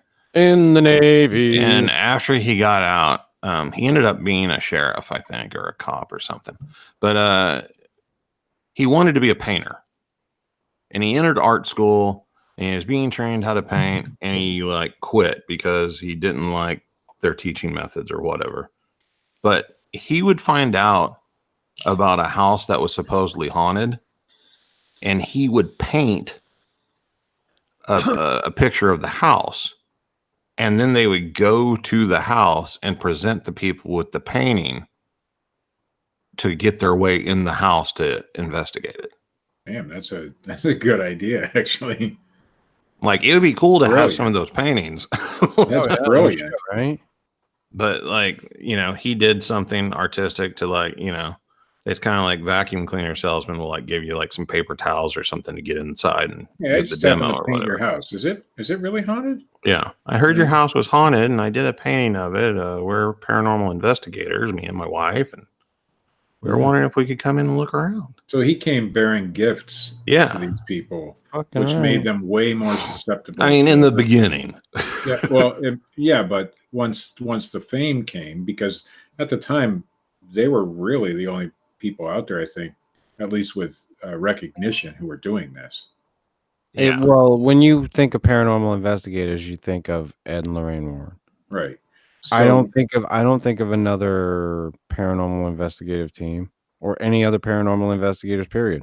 Well, there are some, but there's not. Anyone as well known as Ed and Lorraine Warren? Well, some who With like whole horror series based around them. I don't know about as with as many cases as they investigate or not, but you got your Zach Baggins and those kind of people. Fucking Bilbo. Well, I'm just saying. I mean, there are people now, but back then, no. They would have been about the only ones that people would know of. What So of dead course they serial got the call. killer thing is Zach Baggins buying this week? I don't know. But of course they got the call, because they were the only ones that people knew who they were. And he was brilliant in the way he decided to get to that level. I mean, giving people something and then asking to come in is what is, like you said, a salesman would do. A lot of the skeptics that have investigated, even ones that have like debunked them, they all kind of say the same thing, that these people were salt of the earth and genuine and really didn't have any ulterior motives behind their stuff. They may not have. But I mean, they did some things that to me come across as a little shady. Well, if you're investigating paranormal activity where there's zero scientific proof of any of it, it's all going to seem shady. Right. Slim Shady? But maybe she really was psychic. It's possible, sure. You can't rule it out. She could have been psychic. Can't rule it in either. I guess it's possible. I won't rule it out.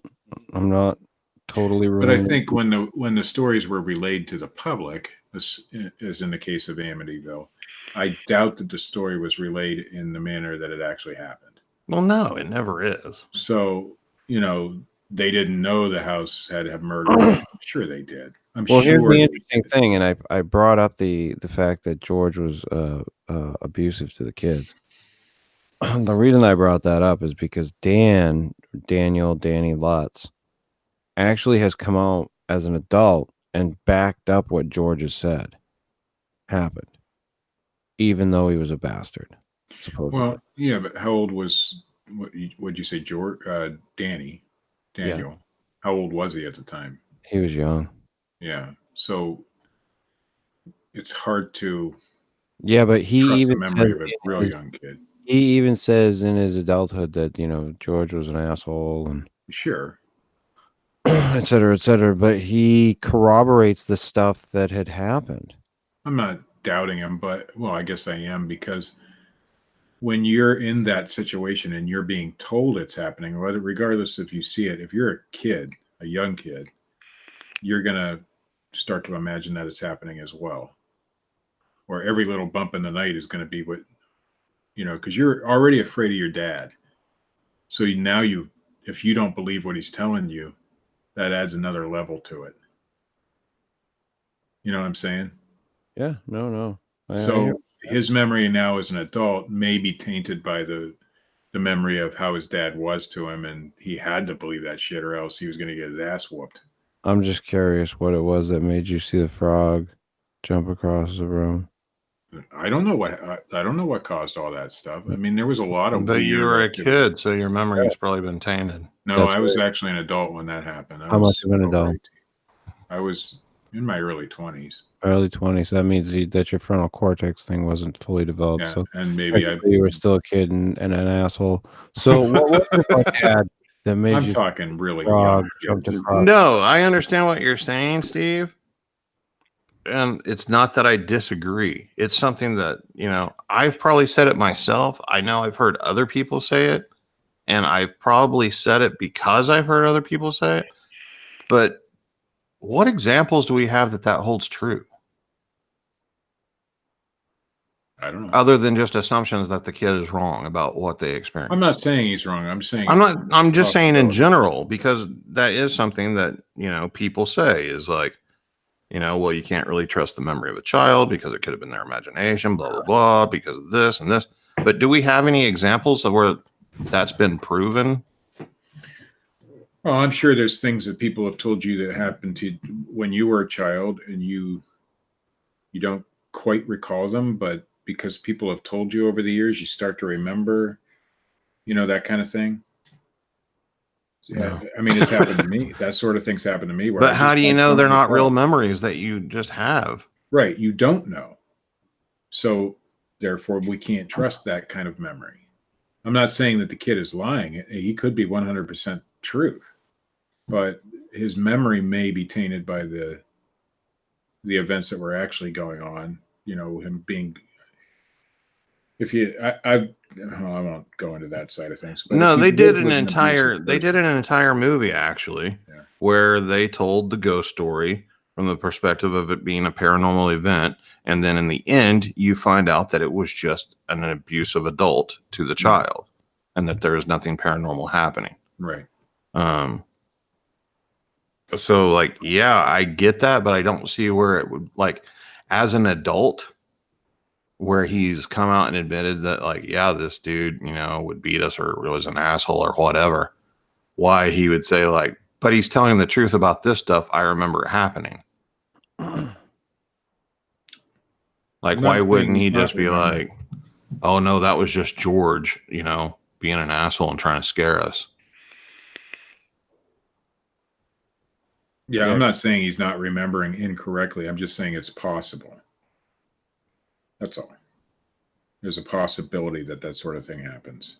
Yeah, there is a possibility. Is it likely that he is backing up the stepfather who was a dickhead to him? Well, we see that with women who live in an abusive relationship, and then when they leave that relationship, they desire to go back because that's all they know now. And so now they make up stories in their minds. Not women who accept the fact that they were abused. Like, he accepts the fact that George was an abusive asshole. Right. If a woman accepts that she was abused, she's not going to have that feeling later on. I don't know. This is a guy who accepts that this guy was a dickhead, and yet, at the same time, is backing up his story. And it was his stepdad. So I think that gives it a little credence. I don't know that it, I'm not saying this makes the Amityville horror story true. If the kid was 15 when all this went down, true story, Steve. If the kid was 15, 16, something like that, 14, even 12 maybe, and he's relaying a story of the things that happened. I think his memory could be pretty The much only thing trusted. he's talking about is a door that was opening and slamming and opening and slamming all the time. Yeah, I don't know what his story is, so I can't want to. I'm just talking out my hands. That's one of the things he was talking about. He also Yeah. backed up the stuff about what his sister saw with the pig thing, Jody. Would it be sad like, though if like red eyes and like dog teeth? Wouldn't it be sad though if George was just that big a dick that he dressed up as a pig thing? Slam doors and Yeah, well, I mean, it's we know that sort of thing has happened. Didn't we just do a news story on something like that they were trying when Oh yeah, the fucking dickhead was scaring the kid, torturing the kid. Yeah. Hey, and you're right. That shit does happen, man. And I think those people are pieces of shit. I'm not saying George did that. Right. I don't know. I don't know George. I don't think. I mean, and I don't know. I don't know the Lutzes. I don't know George and his wife, whatever her name was. But we all do remember things that happened that were strange. I mean, I seen a frog fly across the room, ceramic frog, or excuse me, not ceramic. So I don't know, and I don't know that that we can, like you're saying, can we trust Danny's memory? Maybe you're right. I think the likelihood of it, the Occam's razor argument, is that it's probably he's telling the truth. As he recalls it, yes. And he's probably right on. Is my is what I believe. Because of the situation, because this is a guy that he had a problem with. And I can tell you for a fact, have an issue with things as a young child, you remember those things. Mm-hmm. They tend to stick pretty firmly in your head. Well, I'm not disagreeing. I've had some experiences myself. So yes, memory is a weird thing. Memory changes. But there are some things that are pretty solid. That's what I'm saying. I mean, and I think I'm not trying to, especially because he had a problem with George. Right. And I'm not trying to compare the two at all. Okay. I'm just saying, like, children are allowed to testify in those situations for a reason. Yes. Like, they don't let the child testify and then say, well, they are a kid and maybe he just didn't like the guy. So maybe he just didn't remember it. Children have put people in prison for their lives. I just watched a TV show. I was watching a thing about women behind bars, or I can't remember if it was the Piers Morgan one or whatever, but this woman that went to prison for drowning her daughter, and she went to jail because her son was the key witness, and he was like 7. But maybe he was just mad at his mom and they just went swimming and he thought that she drowned. Steve Alcorn should get on the case.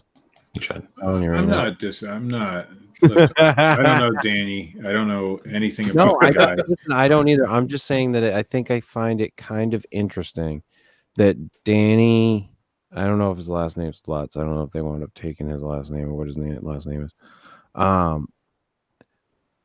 I find it hard to believe that he grew up with this guy whom he considers to be a dick. And he's backing up his story years later as an adult. Still having those same types of feelings. I just find it to be interesting. My only thing was how much of that was implanted into his memory by not only George, but the Ancient Aliens? By the Warrens, by whoever. The movies, with the books. Right. And that's where I was more going with it. How much of that over the years? Yeah. Yeah. How much did he really remember? And it is, and Steve, I conceded the point. It is possible. And like if everybody told him, like, I understand what you're saying, Steve. Like I've seen people do it to children. Right. If everybody told him, like, well, Danny, you know that door used to open and shut all the time. You complain about it, don't you remember? And no, well, yeah, now that you meant kinda. And then pretty soon it becomes fact in his head. Right. And that's where I was going with that. Right. And I wasn't trying to like contradict what you were saying as much as I was just offering up the other side. But I don't want people to think that I'm bashing this kid. I'm not. I want Fuck you, Danny. because there's some you suck, Danny. there have been some questions about the whole thing. And rightly so. These things should be questioned. I think the whole idea of having an investigation is having an open mind. And what's funny about it all is we've talked this much time, and that's just the Amityville case. Yeah. You also have the Perone case. The whole basis of the Conjuring series, like That's the first Conjuring movie. Is the Perone case, which is a very interesting case in and of itself. And The Haunting in Connecticut was one of their cases, I think. that one of theirs too. I Yeah, thought it was the Perone case. not the Conjuring. Now I'm gonna have to look it up. Which one? Yeah, there's like a bunch. Jesus Christ, it's just too much. I think the most famous is obviously the Amityville and then the Annabelle. Yeah, Annabelle is what they're Right. That was like the big. How many movies are made based just on these people's, investigations? There's a Well, ton. according to an article I read, Amityville has 28 films and counting. Yeah. Wow. Just the Amityville case. And that's not including books and documentaries and stuff. That's fucking crazy. It's a good story, Yeah, and I reckon. Hey, listen, Jay Anson's book is good. Whether it's bullshit or not, it's a good little story. I recommend it if you haven't read it to check it out. The Amityville Horror is a good book. And look into the story of itself, and we will probably go down the road of other Ed and Lorraine Warren cases a little more in depth. I wanted to get into the contest tonight, and I wanted to talk about the men who stare at goats thing, because that one just kind of got to me like that. Because I wound up going down that whole rabbit hole, like looking into like the reality of it, and I was just like, oh. I'll have to watch that movie again. I remember watching it. And it did allow me to bring up Optimum Trajectory tonight, which was awesome. That movie was good. Which actually made Matt kind of like question his place in the universe. Which It did. I'm gonna have to watch Top Gun now. Get my life back on course. Yeah. Absolutely. I was gonna watch Can't Buy Me Love after that. I don't know why. You can be my wingman anytime. Sword fight. Have you ever seen that Quentin Tarantino video? Yeah. Shit. On that note, Steve, you got any fucking news tonight? No fucking news, but I do have news. Oh, good.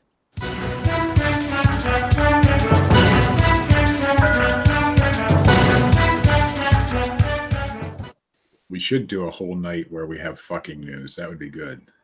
Yeah. Speaking of Zach Baggins. Ooh. Yes. The Ghost Adventures Ghost crew. Boy himself. Yes, the go. See, you said there was nobody as famous as them. Sure, there is. Zach Baggins. Wannabe. It's about as legitimate too. Zach Baggins and his team will be visiting the notoriously haunted St. Ignatius Hospital. What was that? Isn't that like St. Elmo's Fire? Is that where that was based on? No. Oh, that was a good TV show. No, Steve. St. Elmo's. I don't remember, but St. that St. Elsewhere. That's what I was thinking of. Yes. Yeah. St. Elmo's Fire was a movie. Yeah, sure. Okay. The hospital, which is located in Colfax, Washington, has been out of operation since the mid-1960s, but that hasn't stopped it from being a local and statewide talking point. Baggins, the show's lead investigator, posted about the investigation on his Twitter account. In the tweet, he specified that the hospital used to offer tours, but because of the paranormal activity, they had to suspend all of that. There is one way visitors can investigate the hospital from the inside, though. In October each year, just in time for Halloween, the hospital allows one tour. I was going to say breaking and entering. Well, that too. Titled the St. Ignatius Haunted Hospital Tour. Wow, that's imaginative. Prior visitors prior visitors are vocal about their paranormal interactions at the event's Facebook page. Because they wouldn't set any of that up for a tour. Yeah, no. One commenter, Jody Phillips, claimed she'd come into contact with 7 ghosts during the tour. Ooh, And only got some- 7? Only 7, but she did get some audio from other ghosts. Others commented.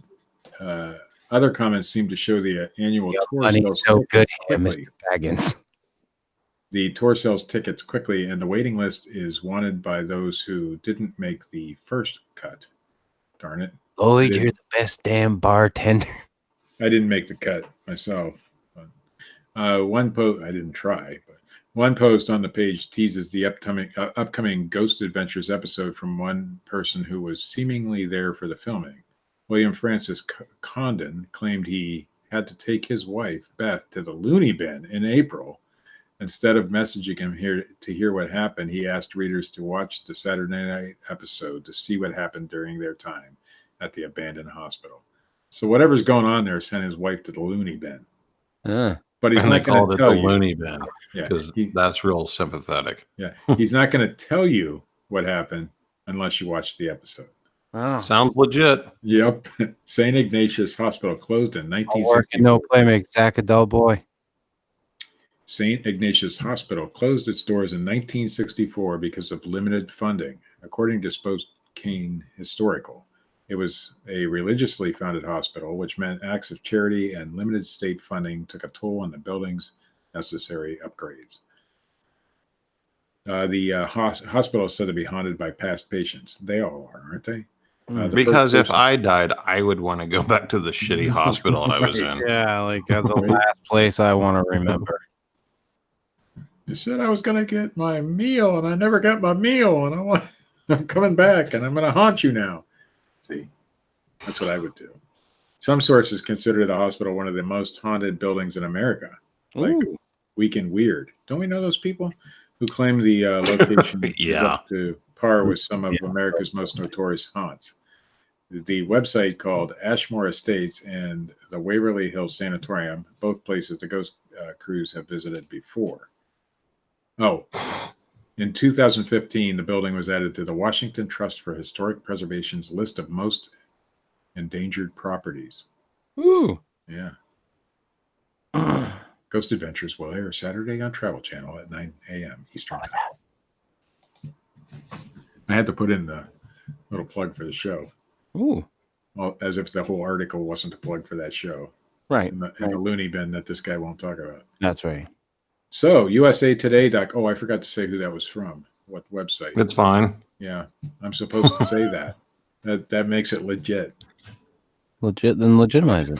This is from USA Today, which Okay. is a legitimate newspaper, I've That's heard. right. Maybe we are alone after all.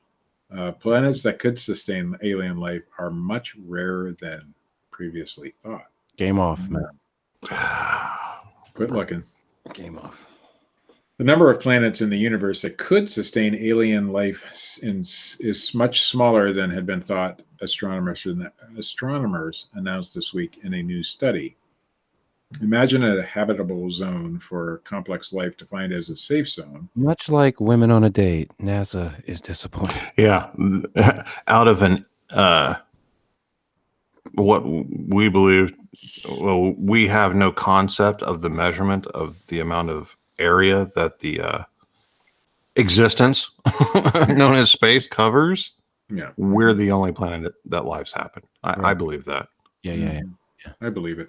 We've examined a teaspoon Scientists out of the said it. ocean of the universe. Scientists No life. say it. That's Scientists like says. that's like Sorry, Steve. You're just going to have to deal with this because this is ridiculous But already. the scientists. a woman always fucking The astronomers. Oh, excuse me. That's partly being science. like, there's no other size of dick except for this. Yeah. Imagine The data set is not fucking big enough. it turns out that the toxic gases in the atmospheres of most planets makes them unfit for complex life as we know it, the study said.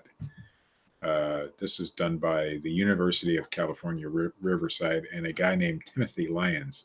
who is According to all those planets that we've studied. a biogeochemist, by the way.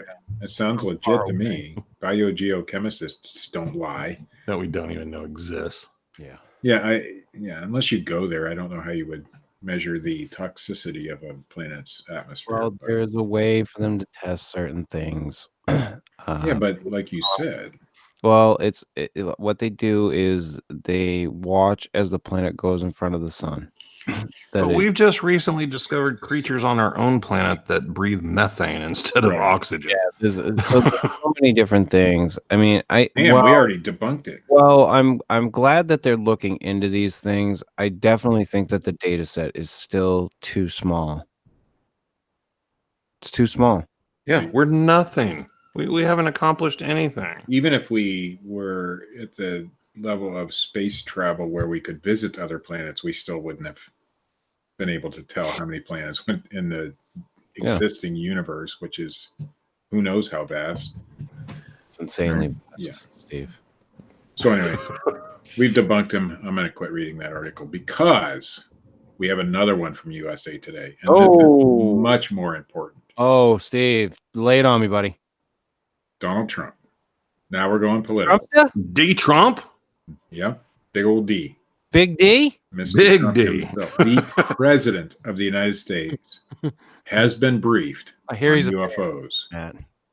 Oh, thank goodness. Yes, he's been briefed. Hmm. President safe Donald now. Trump doesn't seem to believe in them, though. Well, can't blame him.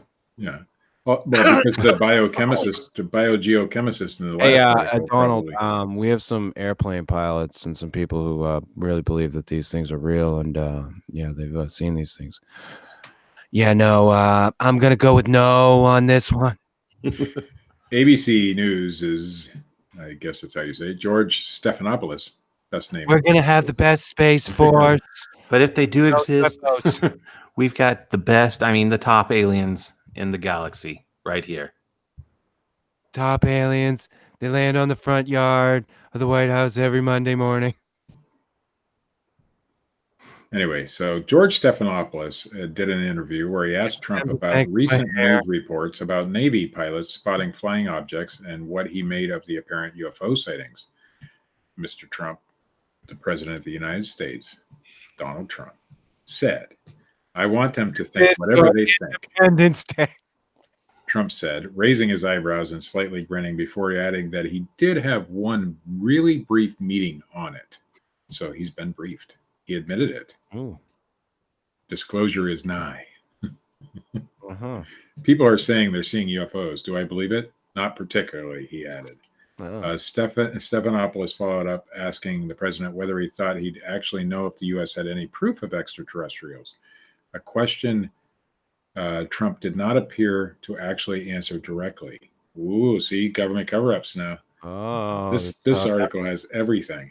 I think our great pilots would know, and some of them really see things that are a little bit different than in the past. So we're going to see, but we'll watch it, Trump said. That's all he said. Knowing his answer would promise that Stephanopoulos would be the first to know if there was alien life. So if there is alien life out there and Trump finds out about it, George Stephanopoulos is going to be the first to know. Fucking right. And then what is going to happen then? I don't know. Trump's comments followed a number of reports chronicling how the government has examined UFO sightings and a report in the New York Times about Navy pilots reporting bizarre flying objects, including one that looked like a spinning top and another that had no visible engine that could reach 30,000 feet at hypersonic speeds. Ooh. Yeah. Nice. It's got to be In a Steve. an interview with the Times, one of the pilots, David Fravor, said mysterious aircraft were being investigated after appearing on radar at 80,000 feet, dropping suddenly to 20,000 feet, then hovering there before dropping out of radar or shooting back up into the sky. Fravor said he went to investigate one of the aircraft, saw it moving erratically, then hovering just above the Pacific Ocean. As he got closer to the object, it zipped off. It accelerated like nothing I've ever seen, he told the Times, adding that the incident, which was never explained, left him feeling pretty weirded out. Yeah. Ooh, I think it would. Well, that was a Navy pilot, man. I'm weirded out, Steve. Yeah, that was David Fravor. David Fravor don't lie. Sure. He's a Navy pilot. Sure. Mm-hmm. Anyway, that is the news, fellas. Steve. Yes, sir. Thank you. You're welcome.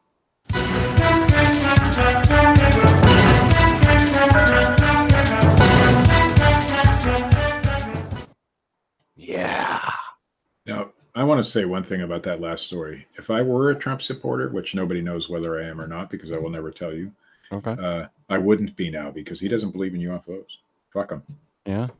You're on the fuck. Well, if I were a Trump supporter, which I won't say if I am or not, I would say it would probably be the most likely thing for a president to answer whenever it comes to aliens, especially if they were a Republican candidate, and that the common theory is that these are possible secret aircraft from enemy states, not aliens. That's what I meant to say. Wow, that was deep. Very deep shit. Deep. Deep thoughts with Jack Handy. And now, deep thoughts with Jack Handy. I remember that. That was awesome stuff right there. But I also like the guy who said, and this is what I follow every day of my life. And you can end the show whenever you want. Mm-hmm. But I'm good enough. I'm smart enough. And doggone it, people like me.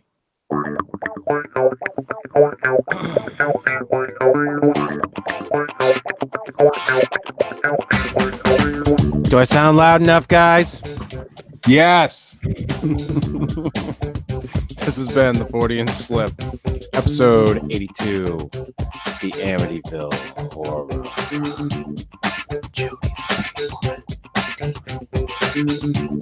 If you like this shit, hit the little thumbs up button. If you don't, hit the little thumbs down button. Leave some comments, people. Subscribe. Check out Matt Knapp, youtube.com/bigfootcrossroads, Cryptic Tales. Check out the wonderful Phil Poling at youtube.com/parabreakdown. He's putting out something. I don't know what it is, but he's putting out something. Check out Richard Allen, Bigfoot with Keith and Colin on Facebook. It's his group. It's his comic strip. Check that shit out. As long as he keeps shitting on my stuff, I'll keep going and saying that this stuff blows. That's how I roll.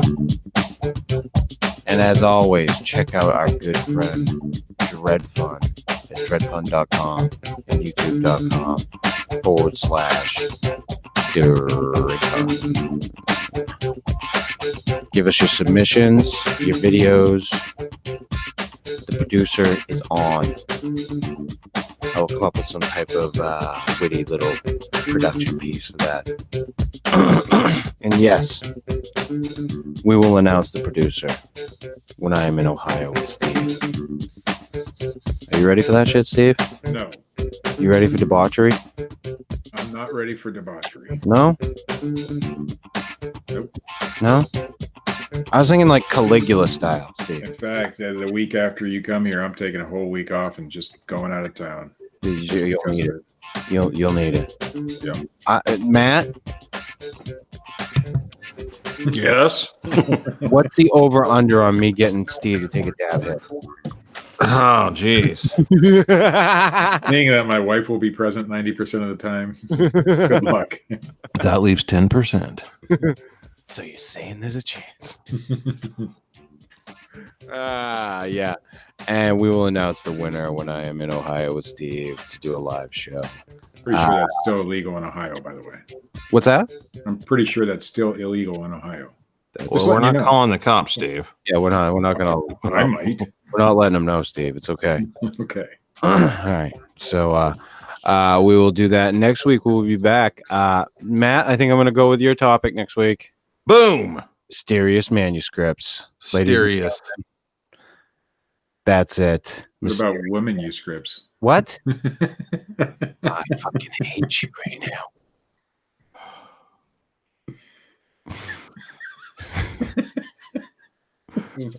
That was the worst thing I ever said.